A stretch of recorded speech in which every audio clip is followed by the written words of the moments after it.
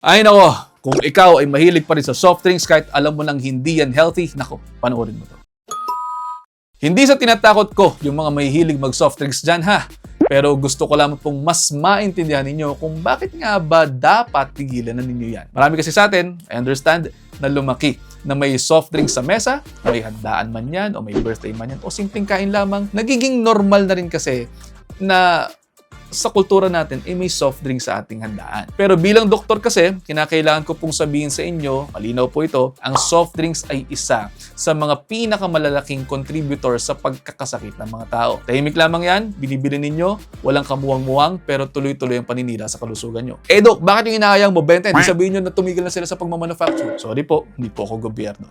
Nako, hindi lamang po dahil matamis ang soft drinks pero ito pa po ang dahilan kung bakit dapat yung iwasan niya. Una, liquid sugar ito. Kapag ka umiinom ka ng asukal, hindi ka naman talaga nabubusog. So kahit naka 300 calories ka na, gutom ka pa rin. Ang resulta, mas madali kang sumobra sa caloric requirement. Again, quality po ang pinag-uusapan natin dito, hindi lamang po basta calories. Naalala niyo yung topic natin last week? Balik ko lamang yan. Pangalawa, ang sobrang asukal ay direktang tumatama sa blood sugar at sa insulin ninyo. At kapag ganyan paulit-ulit din ang pag-inom ng soft drinks, paulit-ulit din po ang insulin spikes at may kasunod pa yung risk ng diabetes, weight gain, metabolic problems. Pangatlo, maraming may hindi alam nito. Ang sobrang matatamis na inumin, halimbawa, yung mga soft drinks na yan, ay nakakapag-contribute sa fatty liver. Hindi mo kailangan uminom ng alak para masira ang iyong atay. Minsan soft drinks pa nga ang mas tahimik na sumisira ng inyong mga atay. At dahil, again, liquid ito, maaaring hindi mo na mamalayan kung gaano karami na ang naiinom mo. Lalo na kung may party, di ba? Oo, pwedeng isang baso lang naman. Pero kung araw-araw, maya-maya, kada kain mo, linggo-linggo, isang baso,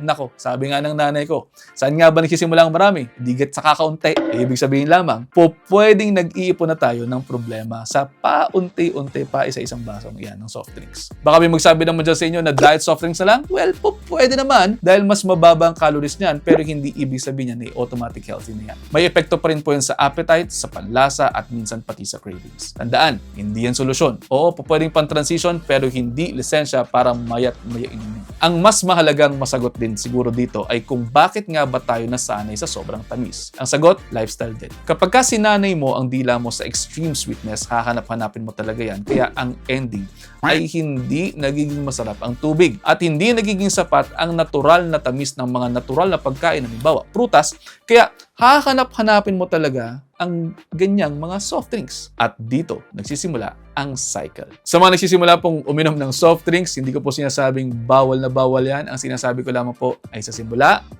huwag gawing araw-araw. Hindi po hydration ng soft drinks hindi kasama yan sa tubig. Hindi ito necessity. Treat lamang dapat po ang tingin natin dito at huwag gawing habit. Kaya kung gusto mong magsimula ng pagbabago ngayong January, hindi kinakailangan mag-cold turkey. Babasan mo lang ang frequency ng pag-inom niyan, paltan mo ng tubig at gawin for special occasions only. Strictly for special occasions only. This way, mababawasan natin ang risks ng hindi pinapahirapan ang pasyente. Isipin mo, kung iniinom mo yan araw-araw at alam mong may malaking epekto sa kalusugan mo, subukan mo kayang tigilan mo rin at sa bawat araw may malaking epekto at pagbabago rin yan sa katawan mo. At ayun, as always, sana po ay may natutunan kayo sa video na to. Kung mayroon man, pakishare sa inyong mga kaibigan. Baka sakaling mas marami pa tayong matulungan. At kung hindi mo pa nagagawa, mag-follow ka na rin dito para makita mo agad ang mga susunod nating videos. See you in the next episode. Ingat